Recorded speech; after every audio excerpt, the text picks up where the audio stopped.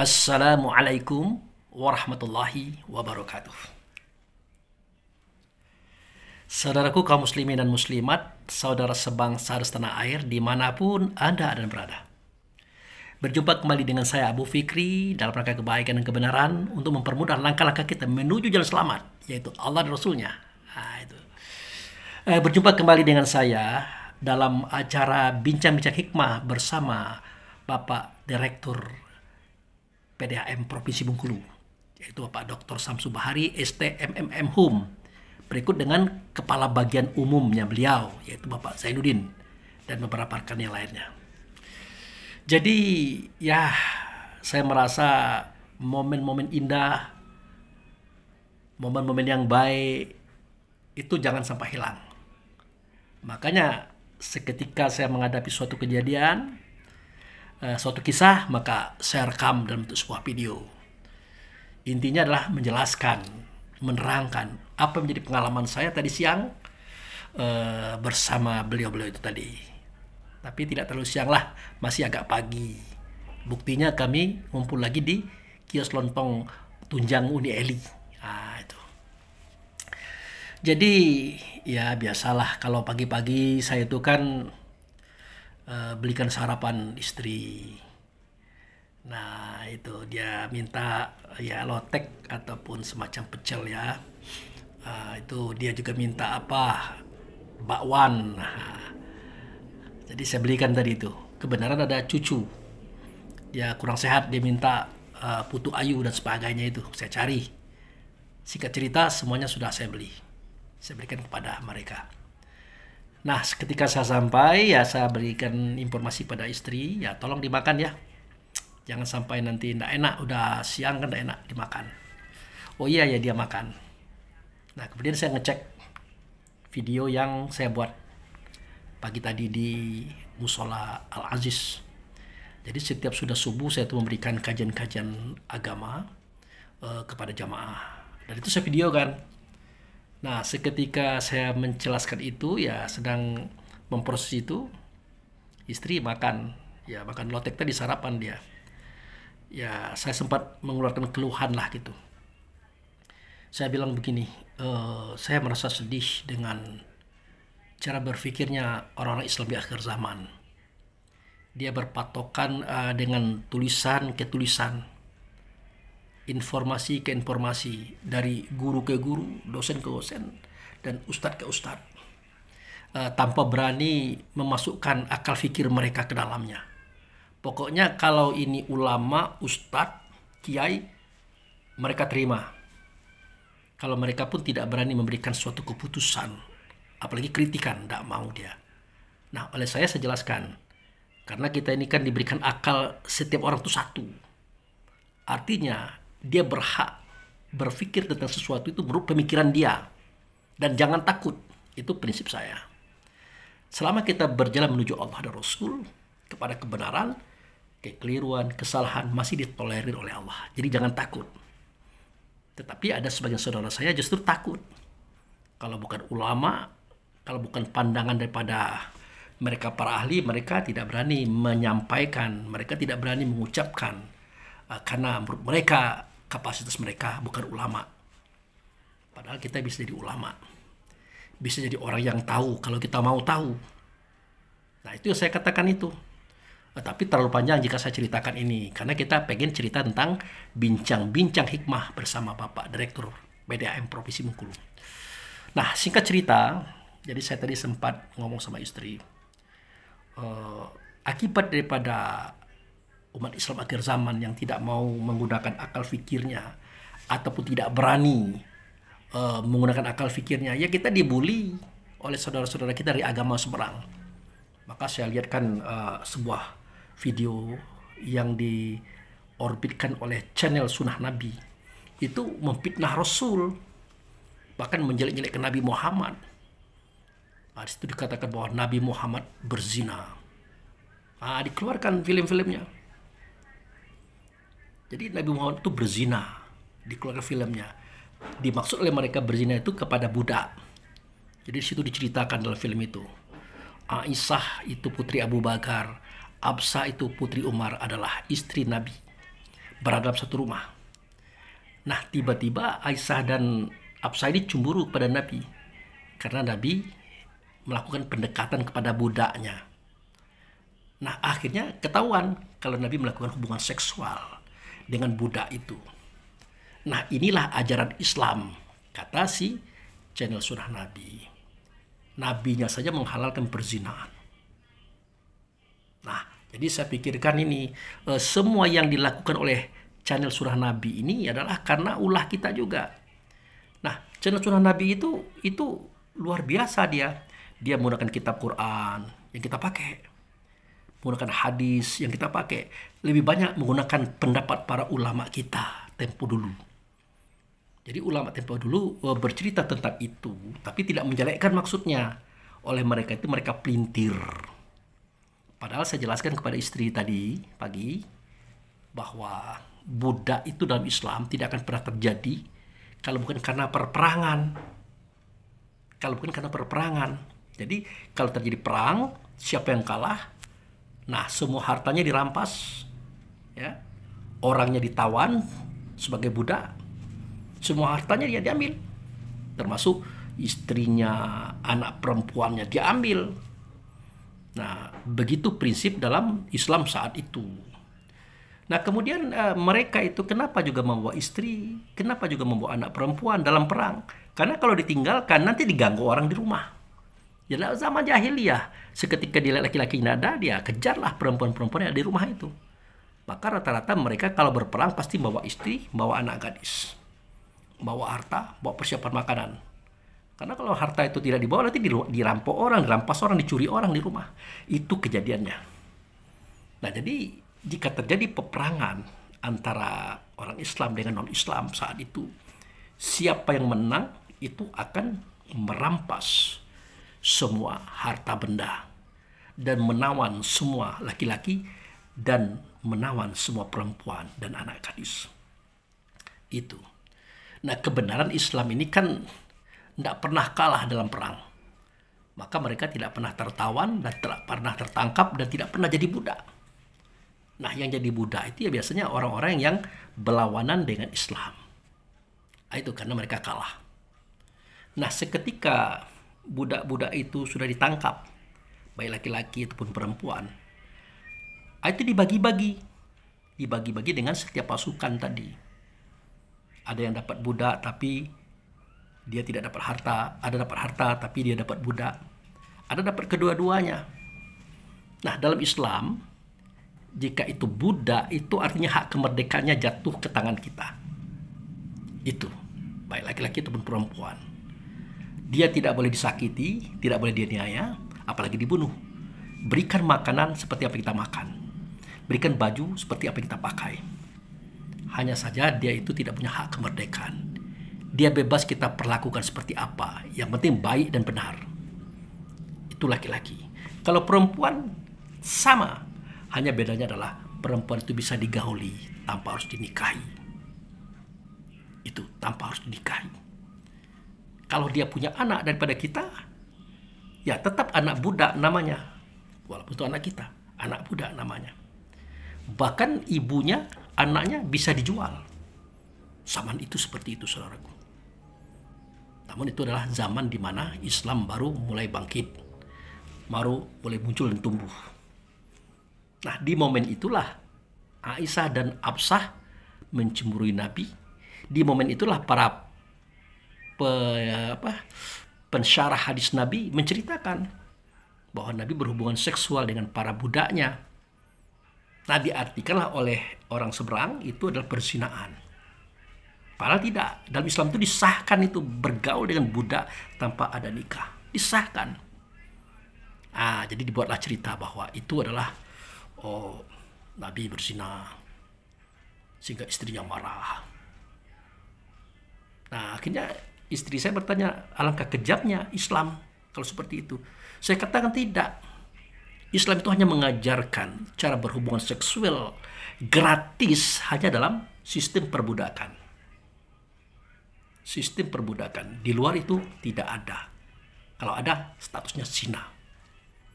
sekaligus menyampaikan kepada manusia bahwa Allah itu tidak suka melihat kita saling bunuh, saling bertumpah darah. Konsekuensinya yaitu tadi, harta dirampas, manusia dirampas, perempuannya dijadikan budak, laki-laki dijadikan budak. Oleh siapa saja yang menang, begitu.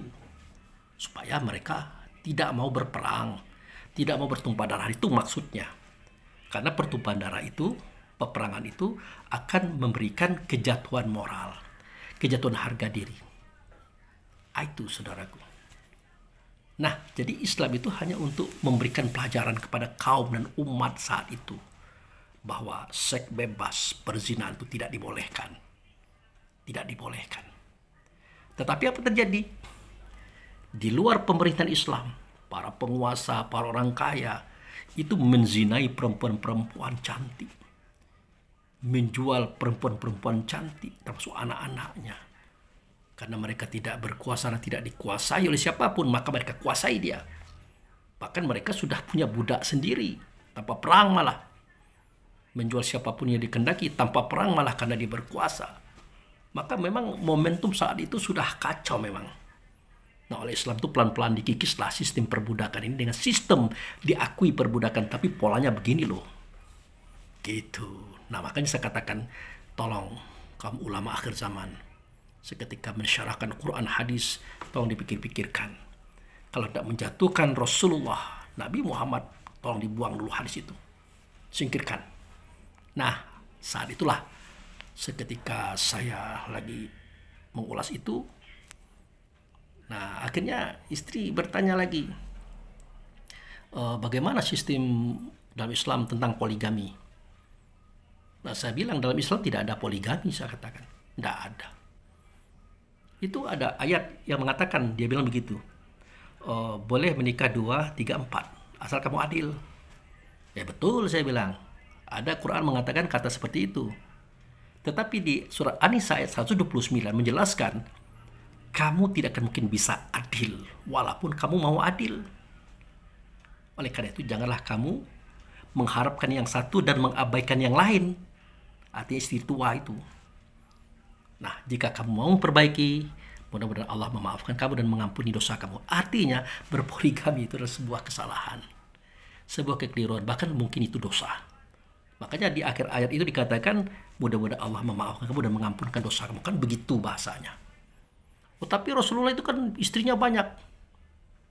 Nah, kalau kita tidak paham, oh itu kan tua-tua, janda-janda tua. Tidak juga. Banyak juga perempuan-perempuan gadis cantik-cantik banyak. Tapi apa alasannya? Ini yang tidak diketahui oleh umat akhir zaman. Kalau tahu, tidak terlalu banyak yang tahu. Apa itu alasannya? Karena Nabi Muhammad itu membawa Islam sendirian, saudaraku. Dia butuh dukungan, baik moral ataupun material. Dukungan, massa. Makanya dia menikahi istri-istri pejabat. Anak-anak pejabat maksud saya. Seperti anak Abu Sofyan. Dia nikahi. Anak Umar bin Khattab, dia nikahi. Anak Abu Bakar, dia nikahi. Nah, dia berharap Abu Bakar orang kaya Mekah. Umar jagoan Mekah. Abu Sufyan itu dedengkot Quraisy. Dia berharap dengan adanya beliau menjadi menantu, maka perjuangan beliau didukung dan disokong. Nah, Abu Bakar dan Umar mendukung. Kalau Abu Sufyan tidak, malah menjadi musuh Nabi nomor 1. Itu, saudaraku. Nah, bahkan setelah dia menikahi perempuan-perempuan dalam rangka mencari massa dan dukungan tadi, habis misalnya perempuan yang bakal dinikahinya karena terlalu banyak, maka anaknya dia nikahkan. Yang namanya Fatimah dinikahkan kepada Ali bin Abi Thalib, seorang pendekar muslim. Ada 2 orang anaknya, Ummu Kulsum, ya, sudah tuh Ruqayyah dinikahkan kepada Utsman, itu orang kaya Mekah. Itu dalam rangka itu. Bahkan ada satu anak Nabi namanya Zainab dinikahkan dengan anak orang kaya kafir Quraisy yang paling kejam. Diharapkan mereka itu membantu Nabi dalam perjuangan, setidak-tidaknya tidak mengganggu. Jadi itu motifnya. Jadi orang sekarang ya berpoligami, alasannya An-Nisa ayat 3 itu. Boleh 2, 3, 4. Kalau kamu adil, oh iya kami bisa adil. Bisa adil. Kata Allah, enggak. Pada surah An-Nisa ayat 129 mengatakan tidak akan bisa adil. Tapi ada lagi Pak Abu Fikri. Ulama mengatakan, ini saya cerita sama istri saya nih. Kalau istrimu itu sudah sakit-sakitan, tidak bisa lagi melayani kamu, kamu boleh menikah lagi. Kamu boleh menikah lagi. Bagaimana itu Pak Abu? Saya bilang kalau saya tidak berani. Kenapa? Kita kan punya akal. Berpikir dong, bagaimana perasaan kita seandainya itu terjadi pada diri kita. Dulunya kita ganteng, kaya raya, diminati oleh banyak perempuan. Hebat. Tahu-tahu sekarang sudah miskin. Sakit-sakitan berada atas kursi roda. Sementara istri kita bahenol, cantik, montok. Dia pengen masih bersemangat untuk hal segituan itu. Masih semangat dia. Pamit. Bang. Ya kenapa dek? Abang kan sudah sakit-sakitan. Tidak bisa lagi yang gitu-gituan. Abang kan sudah tidak punya uang karena miskin. Tidak bisa lagi membiayai kehidupan aku. Sedangkan aku ini masih panjang dong, Mak. Perjalanan hidupku masih panjang. Nah oleh karena itu, maaf, aku ingin bawa abang ke pengadilan agama. Untuk apa dek? Untuk aku ceraikan. Namanya talak khulu. Bayangkan, kalau Anda merasakan itu, bayangkan, apakah Anda senang? Ya kalau Anda senang, Anda silakan lakukan saja. Istri Anda sakit-sakitan, tinggalkan, nikah lagi dengan yang baru. Tapi kalau Anda tidak akan merasa senang, tidak akan bahagia digituin, bahkan sakit, tolong jangan dilakukan seperti itu. Karena rasa diri kita dengan rasa istri itu sama loh. Kalau manis di kita, manis di dia. Pahit di kita, pahit di dia. Rasa itulah dasar kita beragama. Itu saya ceritakan kepada istri tadi. Ini untuk menceritakan pembukaan aja udah 15 menit ini Bapak. Ya. Oke, kita masuk. Nah, sewaktu saya menceritakan itu, ada telepon masuk. Wah, saya lihat, ini Mr. Samsu Bahari ini. Ya, ini Direktur PDAM Provinsi Bengkulu. Tak di mana? Bahasa dia gitu. Ada di rumah, saya bilang. Kita ke ini ya, merapat ya di tempat biasa. Lontong Uni. Oke, siap-siap. Nah, saya duluan. Berangkat. Ternyata waktu saya sampai di kios lontong, Pak Samsunya belum sampai. Tapi ada 2 karyawan beliau duluan. Tapi bukan, tidak ada hubungannya dengan beliau. Secara kebenaran saja. Saya bilang, Anda ini berdua mencuri star ini, saya bilang begitu. Enggak Pak. Ya satu di antaranya itu Pak Hakim. Enggak Pak, kebetulan ada teman di sini, kami dekat lagi ada acara. Iya bagus-bagus. Gimana? Apa Pak Bos mau ke sini, Pak Samsu ke sini? Saya bilang iya. Tadi dia telepon saya.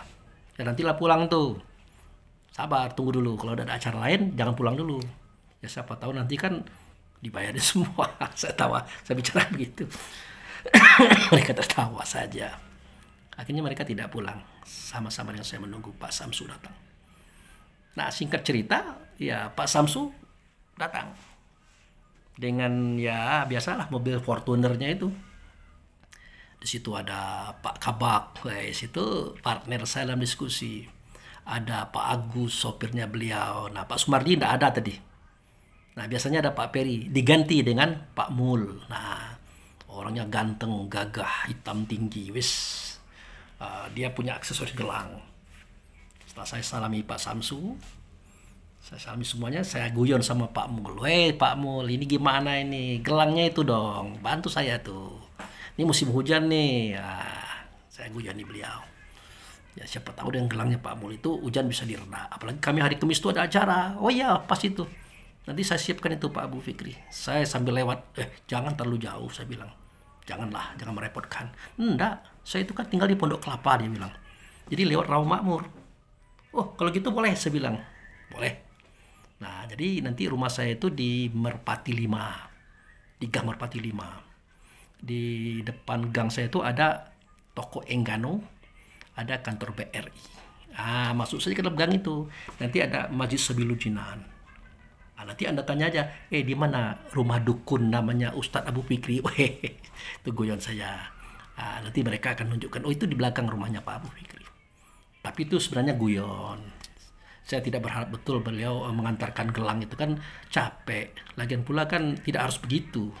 Ya, tapi kalau beliau bawa ya saya ambil, saya pakai. Karena saya punya kebiasaan setiap pemberian teman, sahabat, kawan, saudara itu akan saya gunakan. Saya tidak mau mengecewakan mereka. Karena ketika saya memakai, mereka juga bahagia, mereka juga senang. Oke, nah singkat cerita, Pak Samsu sudah tahu itu. Sudah tahu kalau saya sudah bertemu dengan Pak Kabak, biasanya saya duduknya di sebelah sini. Pak Kabak di situ, Pak Samsu sini. Langsung pindah beliau. Udah pindah aja Pak Ustadz. Biar seru-seruan ini. Kami pengen lihat nih seru-seruan ini. Apa yang kata yang lain? Wah ini bakal seru nih. Iya bakal seru saya bilang. Nah jadi singkat cerita, Pak Kabak bertanya. Saya ini Pak sudah persiapkan 2 pertanyaan buat Pak Abu ini. Nah itu 2 pertanyaan. Pertanyaan apa itu Pak? Silakan. Nah ini bakal seru ini. Jadi saya katakan sama beliau, kalau saya tidak bisa jawab nih, guru saya ada sebelah ini, Pak Samsu. Pak Samsunya senyum-senyum aja dia. Ya, gimana Pak Samsu? Oh, ya, dia ngangguk-ngangguk aja. Nah, jadi pertanyaannya Pak Kabak waktu itu ada 2. Tapi 2 itu cukup panjang uraiannya, cukup panjang. Mungkin satu video ini penuh dengan jawaban daripada pertanyaan beliau. Ya, nah pertama dia tanyakan, segala sesuatu yang diciptakan itu berpasang-pasangan. Tetapi ada yang tidak berpasang-pasangan. Itu pertanyaan pertama. Nah, jadi saya jawab, iyalah, saya bilang. Segala sesuatu yang diciptakan itu berpasang-pasangan. Itu benar. Ada yang tidak berpasangan. Apa itu? Saya jawab kepada beliau, yang menciptakan itu tidak berpasangan. Dia itu tidak ada syarikat, dia itu tunggal, dia itu esa. Oh tapi bukan Pak Abu Fikri, ini ciptaannya loh. Ciptaannya, ya oke. Kalau kita rujuk kepada situasi dan kondisi, mari kita telusuri beberapa kisah kehidupan. Seperti ini. Ada putih pasti ada hitam. Ada panjang pasti ada pendek. Ada siang pasti ada malam. Ada lapang pasti ada sempit. Ada laki-laki pasti ada perempuan. Ada kaya. Ada kaya. Tidak ada miskin. Miskin itu tidak ada Pak Kabak. Beliau namanya Zainuddin. Miskin itu tidak ada. Yang ada cuma cukup. Beliau kaget. Masa Pak? Iyalah. Ada kaya, tidak ada miskin. Yang ada cuma cukup. Hanya inilah ciptaan Tuhan dalam bentuk situasi dan kondisi yang tidak ada pasangannya. Kalau ada kita lihat orang miskin, berarti orang itu tidak bisa memanage kehidupan. Tidak bisa memposisikan, menyesuaikan keadaan dengan kenyataan. Maka miskin dia. Itu bukan bagian daripada pasangan kekayaan. Nah itu setahu saya itu Pak. Nah kalau kita menelusuri di zaman Nabi Adam ada juga sih. Ya seperti anak Nabi Adam itu kan kalau lahir kan berpasang-pasangan tuh. Dia punya anak 20. Artinya Bunda Hawa itu melahirkan anak itu setiap melahirkan lahir laki-laki perempuan 10 kali.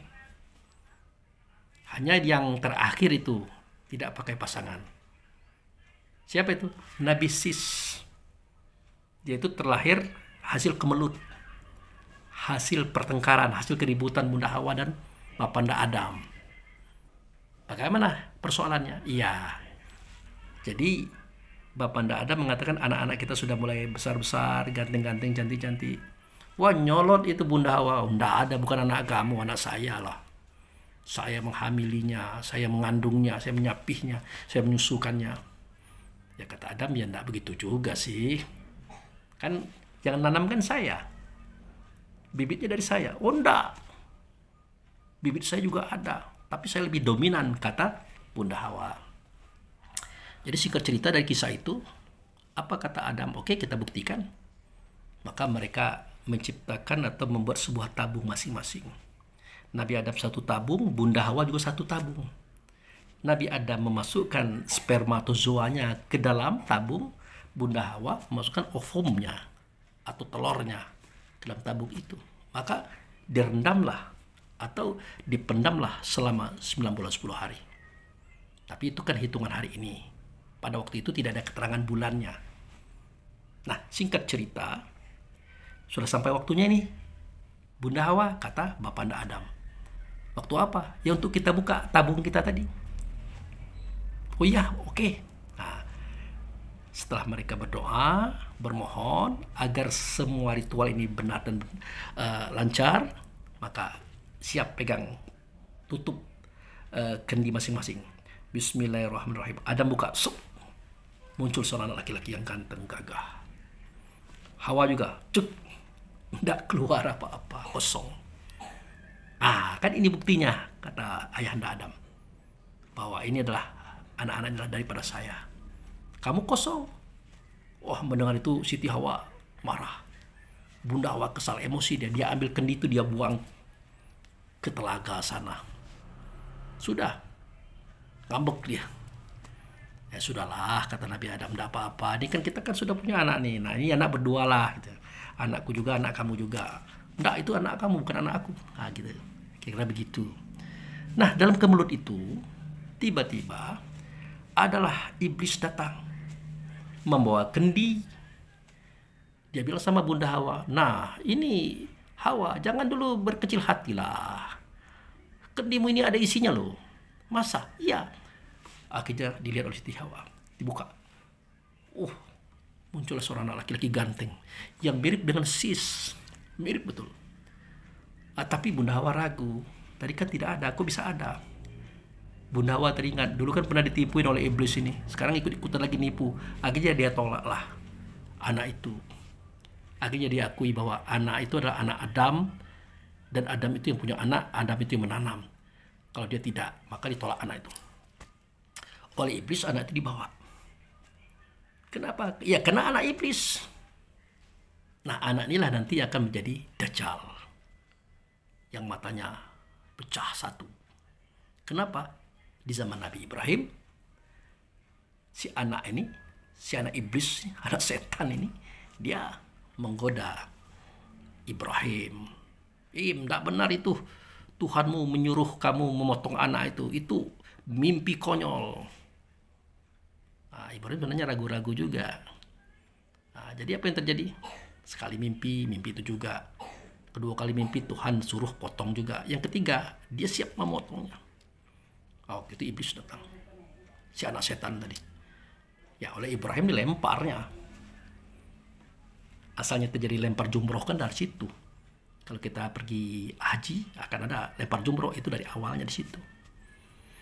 Nah, sudah itu setelah merayu Ibrahim tidak berhasil, dia datang kepada Bunda Hajar. Hajar, anakmu mau disembelih oleh Ibrahim, mau dibunuhnya itu. Katanya itu perintah Tuhannya. Ya kata Hajar, kalau memang itu perintah Tuhan ya silakan saja, tidak apa-apa. Aku dukung dia. Kurang ajar kau iblis, kurang ajar kau setan. Diambil batu, dilempar. Nah, itu lempar yang kedua. Akhirnya dia mendatangi Ismail kecil. Ismail, kamu mau digorok bapakmu, mau dibunuh bapakmu, mau dipotong loh. Lehermu mau dipotong, mau? Loh, kenapa bisa begitu? Kata Ismail. Kata bapakmu perintah Allah. Oh, kalau perintah Allah itu enggak apa-apa. Saya siap. Asal itu perintah Allah, oke, siap. Oh, jangan. Nah, sewaktu iblis melarang, sewaktu anak setan itu melarang, diambillah oleh Ismail, dilemparnya. Tas, kena matanya sebelah kanan. Matanya sebelah kanan, tidak bisa melihat lagi, maka bermata satulah dia. Nah, dia ini ada sejak zaman Nabi Adam. Iblis, Nuh, Lut sampai hari ini dia adalah Dajjal yang akan menjadi penguasa dunia akhir zaman. Nah, itu ceritanya, itu saya ceritakan Pak Kapak tadi. Nah, akhirnya oh iya begitu. Ya, jadi Nabi Adam tuh punya anak berpasang-pasang. Kecuali Sis, hanya saja di akhir kisah Sis ini mendapatkan pasangan. Kenapa? Abangnya Qabil itu membunuh adiknya Habil gara-gara berebut perempuan. Kenapa? Qabil itu kan kembarannya Labuda. Habil itu adik Qabil, itu kembarannya Iklimah. Qabil itu kembarannya Iklimah. Habil itu kembarannya lah Buddha. Jadi kalau masalah cantik, cantiklah kembaran Qabil ketimbang kembaran Habil. Jadi dalam hukum Nabi Adam waktu itu, Qabil harus nikah dengan kembaran Habil. Habil harus nikah dengan kembaran Qabil. Kebenaran kembaran Qabil ini, kembaran si abang ini cantik. Kembaran adik si Habil ini kurang cantik. Nah, Qabil protes. Nah, singkat cerita ya Adam bingung juga karena peraturan pernikahan seperti itu ditentukan oleh Allah dan Rasul. Nah, makanya terjadi Qabil dan Habil itu supaya mereka berkurban. Di kurban itu dari awal sudah ada Bapak Ibu. Ya. Nah, Qabil karena dia petani, kurbannya adalah sayur-sayuran, buah-buahan, tapi udah pada busuk, udah pada layu. Diantarkanlah ke sebuah bukit. Ah itu. Qabil begitu. Sedangkan si Habil adiknya, dia penggembala, dicarilah domba yang paling gemuk, paling bagus, paling putih, dibawa ke bukit. Apa kata Nabi Adam? Seandainya kurban Qabil diterima oleh Allah, kurban Habil tidak diterima oleh Allah, maka Qabil lah yang akan menikah dengan Iklimah, si cantik ini. Tetapi sebaliknya, kalau kurbannya Habil si adik ini diterima oleh Allah, maka Habil lah yang menikah dengan Iklimah si cantik ini. Itu peraturan.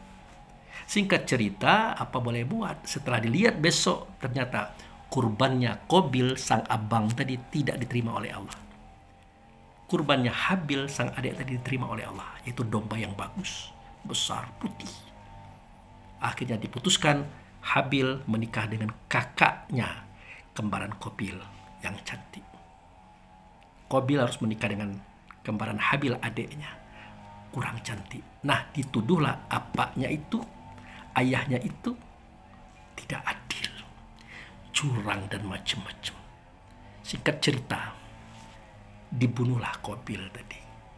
Habil tadi dibunuh oleh Qabil. Maka matilah adiknya. Mati adiknya. Akhirnya dia rampaslah Iklimah si cantik tadi. Tinggallah Buddha. Nah, sewaktu Qabil menggendong adiknya Habil, itu 3 hari 3 malam. Tidak bau-bau, tidak busuk-busuk badannya. Karena Habil itu orang yang baik. Bingung mau dibawa kemana ini, Akhirnya apa yang terjadi? Seketika dia sudah capek menggendong adiknya, dia letakkan adiknya di atas batu. Tiba-tiba dia melihat burung gagak berantem. Mati satu. Nah, yang hidup ini menggali lubang. Dimasukkanlah burung yang mati tadi di kuburnya. Apa kata Qabil? Alangkah bodohnya aku daripada burung. Burung saja bisa menyemayamkan bangkai saudaranya, kalau aku tidak bisa. Nah, sejak itu Qabil menanamkan tubuh Habil, menguburkan tubuh Habil. Dan sejak itu setiap orang meninggal dikuburkan. Gurunya bukan manusia, tetapi Tuhan melalui burung. Artinya burung juga yang mengajarkan kita untuk saling mengubur tubuh mayat daripada saudara-saudara kita yang sudah mati. Jadi jangan kita bingung, jangan kita bimbang, jangan kita ragu jika kita belajar kepada sesama manusia. Kenapa? Bahwa kita pernah belajar kepada hewan. Sampai sekarang pelajaran itu kita pakai, yaitu menguburkan orang sudah mati ke dalam tanah. Itu ceritanya. Akhirnya si Nabi Sis tadi mendapatkan pasangan yang ditinggalkan dia oleh Qabil. Diambilkan yang cantik, ditinggalkan yang kurang cantik.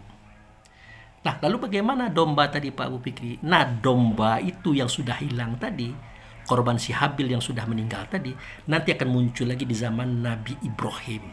Seketika Ibrahim menyembelih Ismail, nah muncullah domba itu sebagai ganti jiwanya Ismail. Gitu saudaraku. Itu saya ceritakan tapi tidak lengkap kepada Pak Kabak. Karena cerita itu tentang pasangan-pasangan. Nah, jadi kembali kepada setiap yang diciptakan berpasang-pasang, saya bilang iya.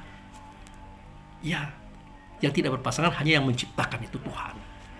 Dia Esa, dia satu menguasai segala-galanya. Itu.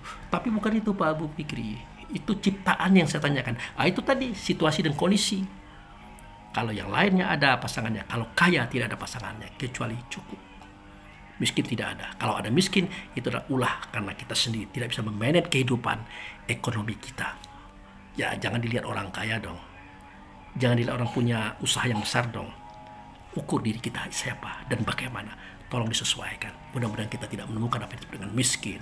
Itu. Sudah selesai. Nah, kemudian dia tanya lagi. Pertanyaan kedua. Saya tanya, apa itu? Nah, dia katakan kepada saya, bagaimana kok bisa terjadi laut di muka bumi ini?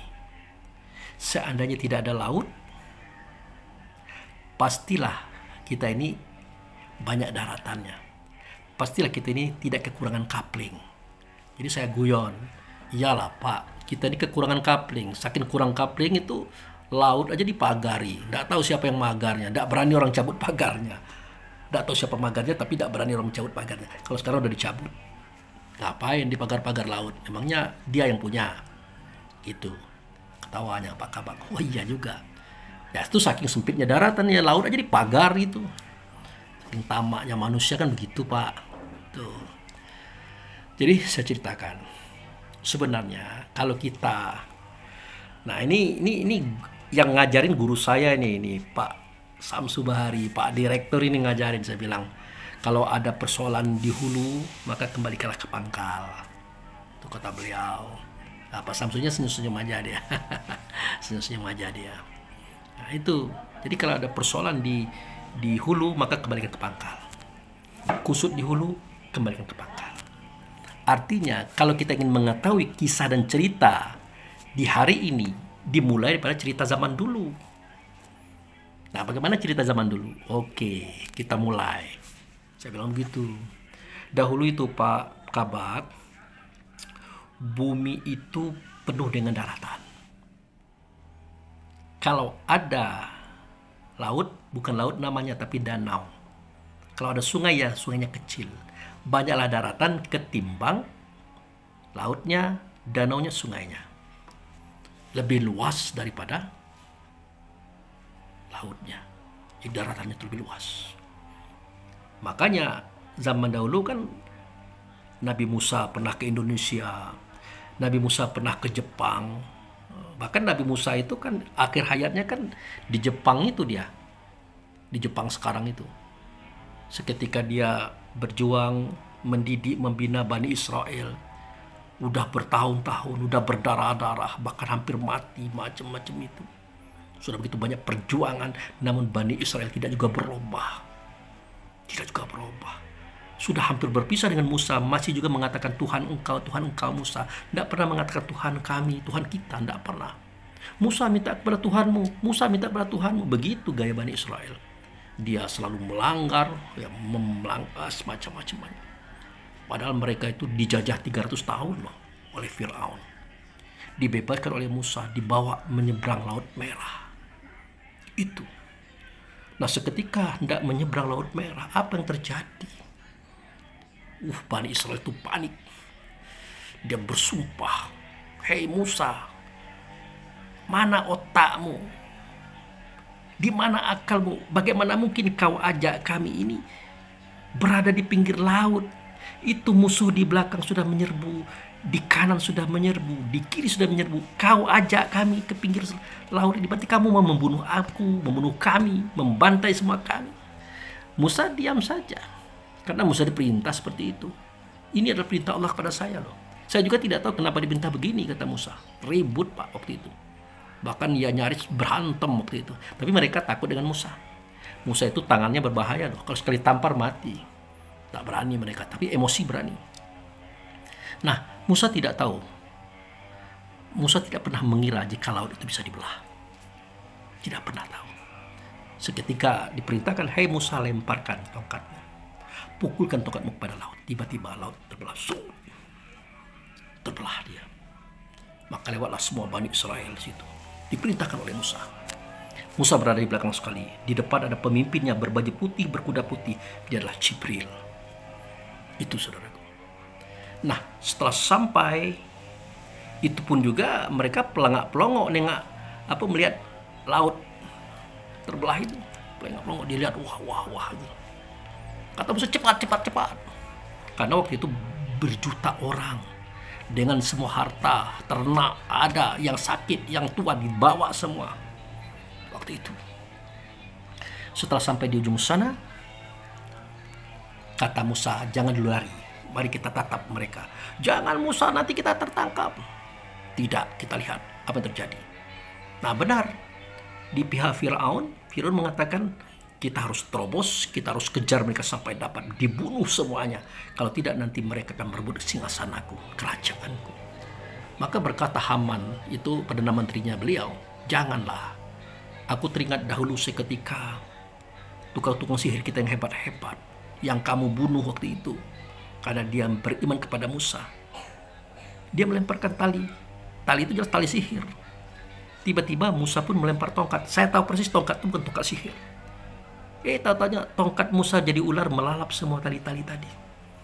Artinya Musa ini memang Rasul, memang Nabi, memang utusan Allah. Nanti kita celaka di situ. Apa kata si Firaun? Masa bodoh. Pokoknya jangan sampai ada yang tinggal. Berangkat. Siapa yang tinggal bunuh. Akhirnya mereka menyeberang di tengah laut. Laut itu pus kembali, tenggelamlah semuanya. Nah saat itulah Bani Israel menyaksikan kehebatan Allah, kehebatan Rasulullah, kehebatan Musa, tapi tetap tidak beriman. Apa yang terjadi? Sampai mereka di sebuah padang pasir. Mereka ini kan tidak punya rumah, Pak. Tidak punya hunian, ibu, saudaraku. Diciptakan oleh Allah awan tebal yang rendah, dingin sejuk. Bukan sehari dua hari, 1 tahun. Maka tidurlah mereka di bawah awan tadi. Tidak pernah hujan. Yang ada cuma kesejukan-kesejukan. Nah, mereka ini kan belum punya usaha, belum punya sawah, belum punya dagangan macam-macam. Diturunkanlah mana dan salwa dari balik awan turun. Makanan yang tidak pernah habis di atas meja itu bertahun. 1 tahun ya, tidak pernah habis. Tapi apa yang terjadi? Mereka pengen air. Mereka pengen mandi-mandi sebagaimana mandinya kita dahulu sewaktu di Mesir. Akhirnya Musa berpikir bagaimana caranya. Nah itulah Bani Israel. Hei Musa, minta kepada Tuhanmu, minta kepada Tuhanmu, minta kepada Tuhanmu air. Kami mau mandi-mandi, mau minum dengan air yang lain, tidak air di atas meja itu. Akhirnya Musa minta. Di situ ada sebuah batu besar. Apa kata Allah? Pukulkan tongkatmu kepada batu itu. Nanti dia akan mengalirkan 12 mata air untuk setiap suku 1 mata air. Karena Bani Israel itu 12 suku. Dapatlah dia mata air, minum, mandi.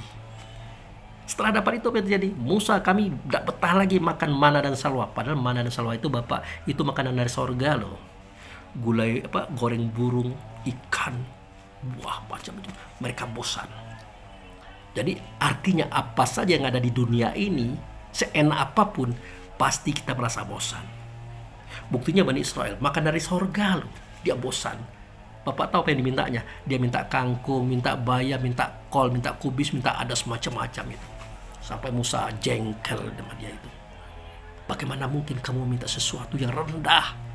Ini makanan sorga loh. Akhirnya capek Musa. Capek. Apalagi setelah dilarang menghitung makanan. Ya, akhirnya mereka hitung. Pas 1 tahun mereka hitung minuman, makanan, buah. Akhirnya apa terjadi? Buah itu tidak ada lagi, makanan itu tidak ada lagi, selesai. Padahal perjanjian tidak boleh dihitung. Ini sama dengan kejadian Nabi Muhammad dengan Abi Hurairah. Abi Hurairah adalah sahabat yang miskin, dikasihlah sebakul kurma. Dimakan terus, dibagikan tetangga, tapi tidak pernah habis-habis. Pas 3 bulan dia hitung, sudah itu selesai, tidak ada lagi. Habis ya habis. Itu terjadi pada Bani Israel, sama dengan kejadian Abi Hurairah tadi. Sudah makanan sudah tidak ada. Tiba-tiba awan pun menipis. Akhirnya mereka kepanasan. Satu-satu cara kata Musa, kita harus merebut negeri yang ada di sana, yang disebut dengan Palestina sekarang, Bapak. Apakah itu perintah Tuhan? Itu perintah Tuhan. Masuklah kamu ke negeri itu dengan tunduk, sujud kepada Tuhanmu dan tangkap, selesaikan urusan itu. Adili mereka yang zalim, rampas semuanya. Jadi Bani Israel waktu itu merampas juga. Tujuannya apa? Untuk mengadili, untuk menegakkan kebenaran di lokasi itu. Udah. Apa kata Bani Israel? Berperanglah kau dengan Tuhan kau di situ. Kami menunggu di sini. Bayangkan. Nanti setelah selesai menang, panggil kami. Siapa yang mau dibegitukan? Semuanya. Hanya beberapa gelintir orang saja yang ikut kepada Musa. Yaitu Harun, adik beliau sendiri, Joshua, muridnya, dan beberapa orang. Hanya beberapa orang yang berperang. Setelah berperang, Musa menang. Tapi ada satu kejadian hebat waktu itu. Ketika Musa mengejar kaum Palestina yang kejam sadis, yang tidak diadili dengan keadilan Tuhan tadi, hari hampir malam. Maka berkata Joshua, bagaimana ini Pak Guru? Matahari hampir tenggelam. Kita hampir menang nih. Kalau kita memberi waktu, memberi peluang kepada mereka, mereka akan menyerang kita balik. Kata Musa, sabar, tunggu dulu. Aku akan tanya kepada Tuhan bagaimana caranya. Rupanya diajarkan oleh Allah kepada Musa supaya dia mengembalikan matahari kepada siang. Maka diajarkanlah ilmu itu. Maka matahari digeser oleh Musa dengan tangannya dari jauh. Maka menjadi sore kembali, siang kembali. Perang mulai lagi sampai dia menang. Hebat Musa, hebat Bani Israel.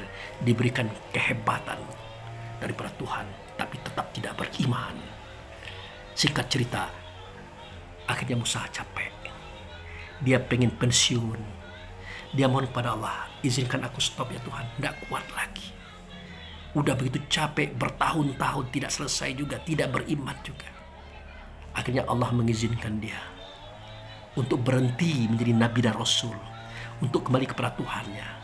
Nah, waktu itu kejadiannya adalah di lokasi Jepang hari ini. Maka Musa berjalan menuju tempat terbitnya matahari. Maka semua orang beriman menangis berhibah-hibah hati sambil ruku melepaskan Musa secara hormat. Yang lain juga ikut ruku melepaskan Musa secara terhormat. Mereka menyesal. Singkat cerita, Musa pun tamat. Sejak saat itu mereka tinggal di situ. Sejak saat itu mereka ruku ke arah matahari menghormati Musa. Yang lain lupa kalau itu adalah penghormatan kepada Musa, bukan kepada matahari. Maka jadilah agama Shinto seperti sekarang itu. Mereka menyembah atau hormat kepada matahari yang disebut dengan kere itu. Oke, itu cerita itu Pak Kabak. Jadi tadinya bumi itu penuh dengan daratan. Bahkan Musa pun sempat ke Indonesia, Sulawesi sekarang, dan sempat juga ke Jepang. Berakhir di Jepang dia. Sampai sekarang orang tidak ada tahu di mana kuburan beliau. Karena kuburan beliau itu ditempatkan oleh malaikat, dimandikan oleh malaikat, disolatkan, dan disimpan di suatu tempat. Nabi Muhammad tahu tempatnya. Ya wajar dia tahu karena skenarionya dia. Ingat, bukan Nabi ya, Rasul yang adalah dada Nabi. Oke, lanjut. Nah, itu ceritanya Pak. Lalu bagaimana bisa terjadi laut? Tanya Pak Kabak kepada saya. Nah, itu kan mulainya di zaman Nabi Nuh, kisah itu. Jadi kita ini kan sombong. Kita ini adalah zaman modern, zaman dulu zaman kuno. Nah, ini kan bahasa kita. Padahal modern itu terjadi berkali-kali, kuno pun terjadi berkali-kali. Manusia ini kalau sudah maju sombong, angkuh. Artinya di zaman Nabi Nuh itu teknologi sudah ada. Ya. Kemapanan daripada keilmuan itu sudah ada. Makanya kapal Nabi Nuh itu bukan tidak ada mesinnya, ada mesinnya itu, ada penggeraknya, ada baling-balingnya, ada kemudinya, ada pengolahnya, ada teknologinya di situ. Adalah, tidak mungkin tidak ada. Bagaimana mungkin dia bisa berjalan kalau tidak ada teknologinya? Emangnya di dayung kapal sebesar itu? Tidak mungkin. Itu tidak terpikir oleh kita. Bahkan kapasitas kapal Nabi Nuh itu sangat besar. Semua orang beriman naik ke sana. Keluarga Nuh naik ke sana. Itu semua hewan, semua berpasang-pasangan naik ke sana. Mulai pada onta, kerbau, sapi, kambing, harimau, singa, pokoknya semuanya. Ya semuanya. Semua binatang-binatang darat itu dibawa. Tapi binatang laut tidak, karena mereka sesuai dengan air, sesuai dengan laut. Itu berjalan kapalnya itu. Itu saudaraku. Nah, yang unik di sini adalah kenapa sampai terjadi kapal ini? Karena ada perintah dari Allah untuk membuat kapal. Karena sudah 850 tahun Nabi Nuh berdakwah di situ, tidak sukses, saudaraku. Bahkan kekafiran yang menjadi-jadi. Siapa pelopornya? Ya pelopornya itu istri Nabi Nuh sendiri, anak Nabi Nuh sendiri. Makanya kata Pak Kabak, apakah waktu itu Nabi Nuh itu masih bujang, Pak Abu Fikri? Tidak, saya bilang. Bahkan dedengkotnya orang kafir saat itu adalah istri dan anaknya. Yang perlu Pak Kabak ingat bahwa seorang Nabi Nuh itu waktu memilih istri, kriteria 4 itu dipakainya. Pertama kali, agamanya bagus. Kedua, anak bangsawan. Ketiga, orang kaya. Keempat, dia cantik. 4 kriterianya terpakai semuanya. Tetapi setelah menjadi istri, tiba-tiba semuanya berubah menjadi iblis. Bahkan melahirkan seorang anak namanya Kan'an. Kan'an itu anak setan. Ada sih yang lainnya, ada Sam, ya, ada yang lain itu banyak anak Nabi Nuh, ada yang lain. Karena dari anak-anak itulah nanti akan turun-temurun kepada bangsa kita hari ini. Nah itu, bahkan Nabi Nuh itu mengalami percobaan pembunuhan 3 kali, saya bilang. Pertama ya sewaktu diikat 2 tangannya dengan 2 kuda, dibenturkan kepalanya ke batu, mati dia. Besok tahu-tahu, katakanlah waktu subuh kita ya, dilihat dia ada di masjidnya. Kata orang kafir, wah hebat bapak ini, hidup lagi dia. Nah kan bertanya Pak Kabak, mati waktu itu Pak Abu? Ya matilah. Kepala dibentur ke batu, matilah. Ya mati. Nah setelah itu dicari lagi cara untuk pembunuh Nuh. Dibuat tong, dipasang pisau. Nabi Nuh dimasuk ke dalam itu, digelindingkan dari bukit. Hancur kan badannya, hancur, mati. Dibuang bangkainya ke hutan. Besok muncul lagi di masjidnya, sudah subuh. Maka terakhir kata mereka, pegang Nabi Nuh, ikat dengan liar batu, dengan batu berat. Tenggelamkan ia di dalam danau. Selesai, pasti mati, tidak akan hidup lagi. Mereka lakukan. Apa yang terjadi? Mati. Besoknya muncul lagi di masjid. Akhirnya mereka tidak berdaya untuk membunuh Nabi Nuh. Nah, sampai sebegitu kafirnya. Tiba-tiba kata Nabi Nuh, hei semua kaumku, naikkan semua hewan-hewan. Kita berangkat. Berangkat kemana wahai Nabi? Kita berangkat menuju kehendak Allah dan Rasulnya. Sebentar lagi bumi ini akan ditenggelamkan. Maka semua mereka naik. Semua hewan dinaikkan pada posisi-posisi yang pas dan tepat sesuai dengan tempatnya masing-masing. Ya benar, dari tungku-tungku keluar air di bumi, dari penjuru bumi keluar air, dari langit turun. Ternyata di atas angkasa yang meliputi alam semesta ini terdapat lautan tertahan, Bapak. Saya bilang sama Pak Kabak seperti itu. Puluhan kilo, bahkan ratusan kilo ke atas, itu air semua. Nah, air itulah yang diperintah oleh Allah untuk diturunkan ke bumi. Bayangkan. Jadi teknokrat yang ada yang mengatakan dia ke angkasa luar itu entah iya entah tidak. Kalau iya berarti dia punya teknologi untuk menerobos lautan yang tertahan tadi. Atau mereka mengatakan itu tidak ada. Kalau ada di luar, angkasa luar. Sebegitu hebat ciptaan Tuhan. Tapi ada air itu. Air itu yang turun. Dari bawah. Bumi keluar air, dari langit turun air. Akhirnya bumi tertimbun air. Nah itu terjadilah lautan samudera luas, selangit sedunia-dunianya. Nah waktu Nabi Nuh sudah capek menghadapi kaum-kaumnya, sudah begitu brutal dan kasarnya, Nabi Nuh sempat berdoa, ya Allah binasakanlah semua orang kafir ini, jangan disisakan satu. Nah sewaktu Nabi Nuh berada di atas bahtera, semuanya sudah tenggelam, tiba-tiba dilihat satu orang laki-laki sedang berlari naik gunung.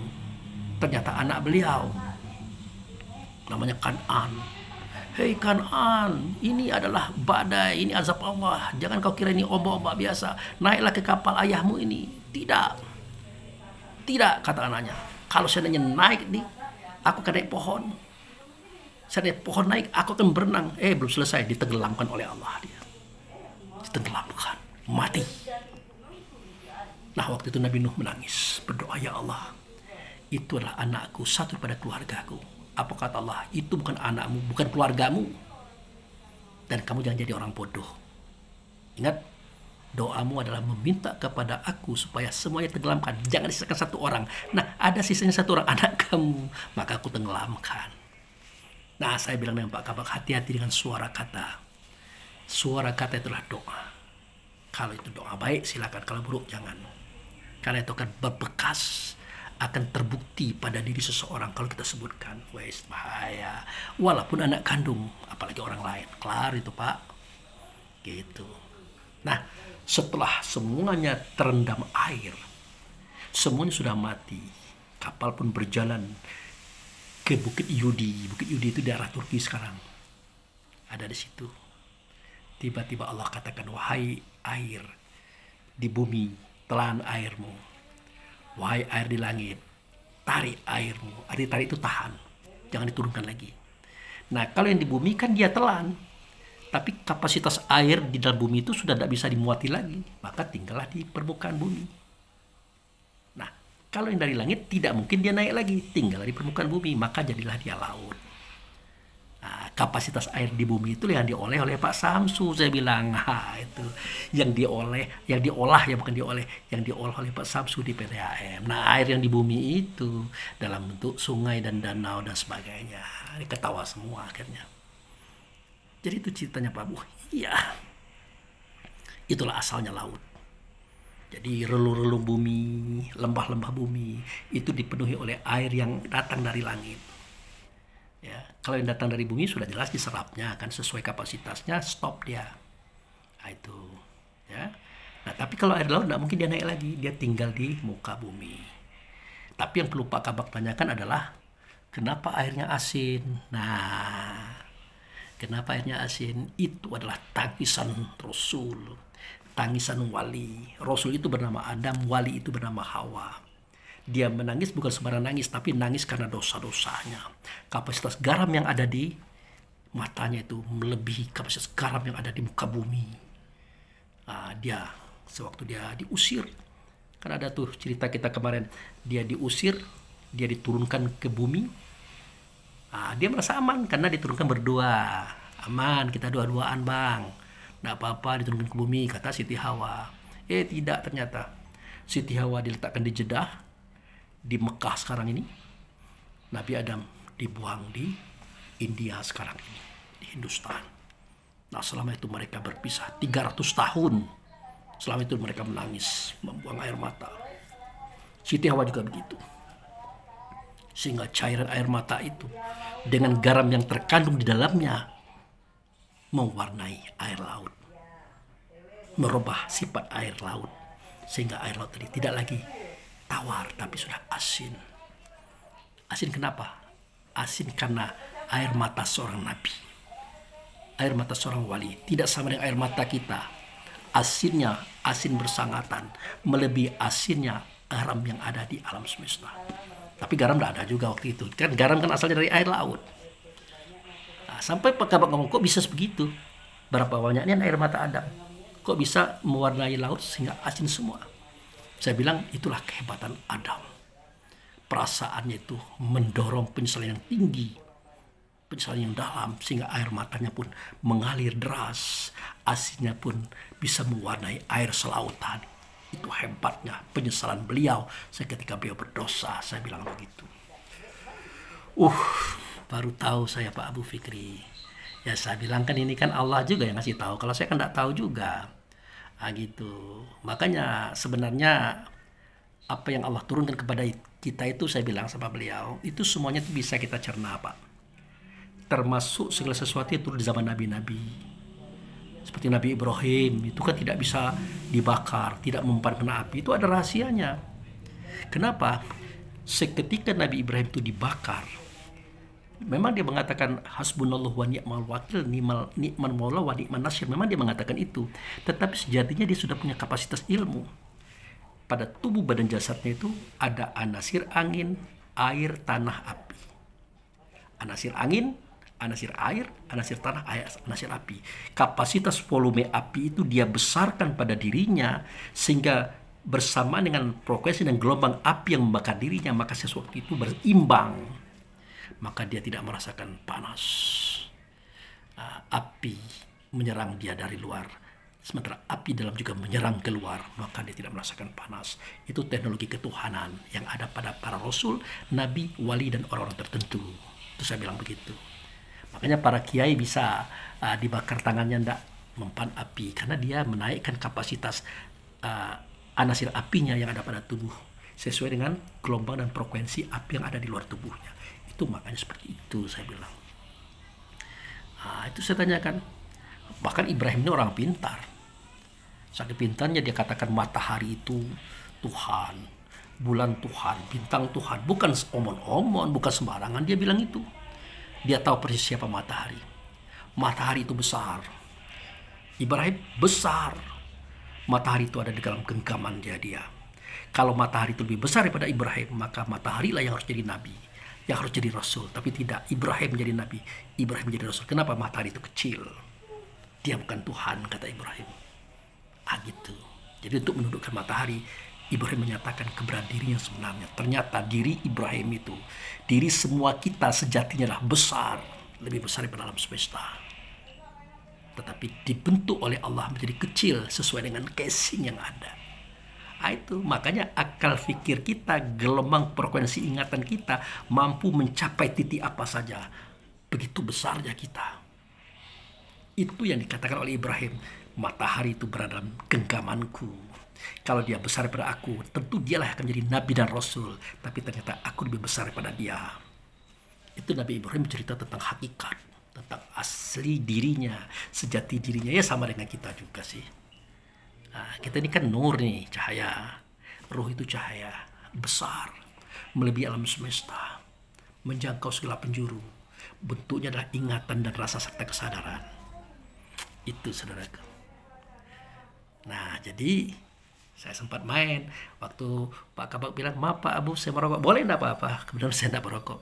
Saya ambil mencisnya beliau. Saya mainkan, tus. Nah, ini apa nih Pak Kabak, saya bilang. Oh, itu api. Oh, bukan. Ini cahaya. Ini cahaya. Yang nempel di dinding ini, kalau gelap ada sinar ini. Ini sinar ini. Ini cahaya, ini sinar. Api yang mana saya pegang api tadi? Yang panas ini api. Jadi api itu yang panas, yang tampak itu cahaya, yang menempel dinding itu adalah sinar. Begitulah hubungan kita. Allah itu ibarat api, cahaya itulah Rasul Muhammad, sedangkan sinar itu adalah kita. Kita bisa dialing-aling oleh benda sehingga kita tidak ada lagi. Tapi kalau cahaya tidak akan pernah berpisah dengan api. Kenapa? Di situ ada cahaya, di situ ada api, di situ ada api, di situ ada cahaya. Begitu. Nah, akhirnya sampailah kepada ujung kisah, ujung cerita. Pak Samsu juga sibuk bercerita di samping saya dengan yang lain-lain. Akhirnya apa? Sempat saya putar badan itu. Nah, enggak enak nih membelakangi Pak Samsu nih. Kita cerita apa lagi nih? Rupanya dia tidak cerita apa-apa. Dia tanya selesai. Selesai, saya bilang. Oh ya, kalau gitu kita bayar. Akhirnya makanan-makanan dibayar. Semuanya berdiri. Dan saya membawa lontong 2 bungkus untuk berbuka nanti malam. Ada itu apa? Bakwan ya. Itu kalau saya tidak salah itu 4 biji ya. 3 biji ya. Itu dibungkus juga masuk ke sana. Saya bawa pulang. Akhirnya saya, Pak Samsu, Pak Zainuddin, dan rekan-rekan yang lain berpisah waktu itu. Saling mendoakan, saling berharap untuk bertemu lagi dengan sehat dan selamat. Itulah kisah kami tadi.